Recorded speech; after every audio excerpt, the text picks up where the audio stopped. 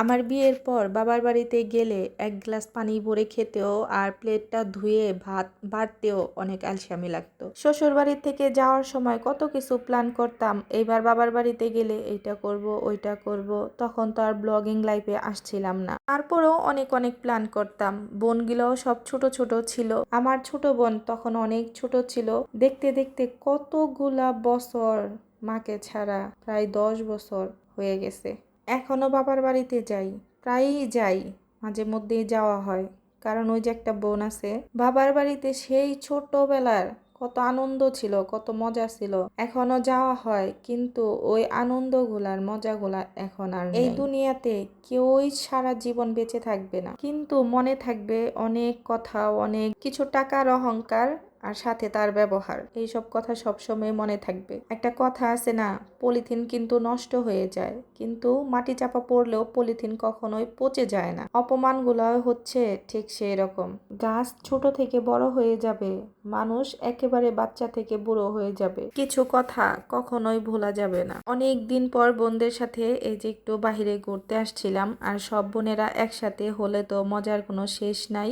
এখানে আমরা 3 বোন মিলে কি যে করতেছিলাম তার কোনো হিসাব নাই। অনেকগুলা ভিডিও বানাইছি, অনেকগুলা টিকটক বানাইছি। আর এই যে ভিডিওটা দেখেন, আমার বোন, আমার খালাতো বোন ওই তো করতে গিয়ে নিজে আর কি হাসতে হাসতে ওই রাস্তার মধ্যে শুয়ে পড়ছে, এমন একটা অবস্থা।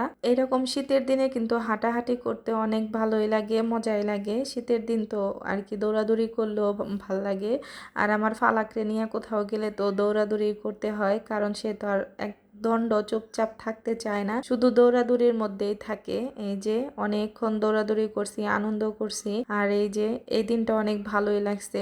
এটা সন্ধ্যার কিছুক্ষণ আগে আগে আমরা বের হয়েছিলাম সব বোনেরা। তারা আবার এমনিতেও কোথাও বের হয় না, দেখা যায় আমি গেলে একটু সবাইকে নিয়ে আর কি বের হই, একটু টুকটাক ভিডিও করার জন্য বিশেষ করে বের হওয়া। কারণ এই যে আমাদের এদিকে তো আর কোথাও তেমন যাওয়া হয় না। হাঁটাহাঁটি করতে করতে অনেকক্ষণ হাঁটাহাঁটি করছি। এখন এই যে ফুচকার দোকানে চলে আসছি, আর আমাদের খাওয়ার মধ্যে তো সবচেয়ে পছন্দ আর কি ফুচকা, চটপটি এইসবই। আর এইগুলা ছাড়া অন্য তেমন অন্য কিছু আমাদের এলাকায় পাওয়াও যায় না। আমরা মানুষ ছিলাম 5 জন, তো 5 জনের জন্য 5টা ফুচকা অর্ডার করছিলাম। তো আমার মেয়েরটা আবার ঝাল ছাড়া করছিলাম, তো লোকটা আর কি ভুল করে সবাইটা এক সমানই ঝাল দিয়ে দিছে। তো আমার মেয়ে তো খাইতেই পারি নাই, তো ওইটাই আমরা আবার সবাই মিলে ঝিলে আর কি খায় শেষ করছি। ওভারলোড খাওয়া হয়ে গেছে। তারপরে চিন্তা করছিলাম পিঠা খাইতে যাব, কিন্তু পিঠা খাইতে আর যাওয়া হয় নাই, কারণ এইগুলাই খায় এক একজনের পেট আর কি অনেক প্রচুর ঝাল ছিল ফুচকাগুলা। আজকে কিছু কথা বলতে বলতে অনেক কথাই বলে ফেললাম। তো কেমন লাগলো ভিডিওটা অবশ্যই কমেন্ট করে কিন্তু বলতে পারেন। আর এই যে হচ্ছে আমার আম্মা জানের অবস্থা, একটুই মুখে দিছে তার এমন ঝাল লাগছে, এখন আর সহ্য হচ্ছে না, পানির উপরে পানি খাইতেছে, তারপর ওনাকে ঝাল যাইতেছে না।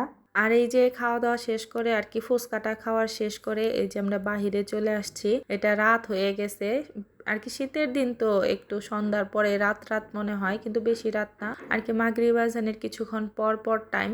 তো এই যে অন্ধকারই হয়ে গেছে। ফুচকা খেয়ে তো একবারে পেট ভরপুর করে আসছি। পিঠা খাওয়ার ভিডিওটা আর আপনাদের সাথে শেয়ার করতে পারি নাই। আবার নেক্সট টাইম বাবার বাড়িতে গেলে পিঠা খাইলাম, কি করব না করব সেইগুলো তো শেয়ার করবই, কারণ শীতের দিন তো মাত্র আসলো, ওইসব তো আরো বাকি রয়েছে।